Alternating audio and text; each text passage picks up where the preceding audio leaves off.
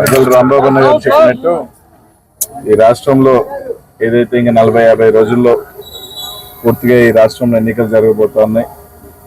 ఈరోజు ఈ రాష్ట్రంలో ప్రజలకు అర్థమైపోయింది చంద్రబాబు నాయుడు గారు ఆ పార్టీ అంతా కూడా మూసేసే రోజులు దగ్గరకు వస్తున్నాయని.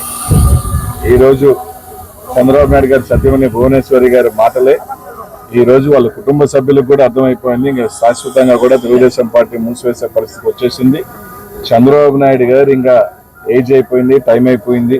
ఆయన కొడుకు చూస్తే ఈరోజు పప్పుగా పనికిరాని ఇది తుప్పుగా ఈరోజు మిగిలిపోతా ఉన్నాడు. కాబట్టి కనీసం ఈరోజు నన్నన్నా గెలిపించండి అని దిగే పరిస్థితిలో ఈరోజు తెలుగుదేశం పార్టీ ఉందని చెప్పి ఈరోజు అడుగుతాం.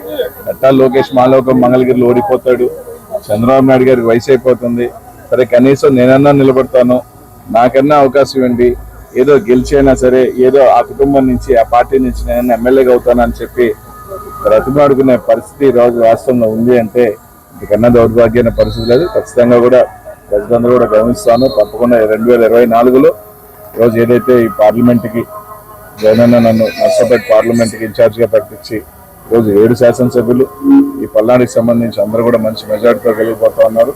తప్పకుండా కూడా రాష్ట్రంలో కూడా మరోసారి డంకా బజాయించిపోతున్నాం జగన్మోహన్.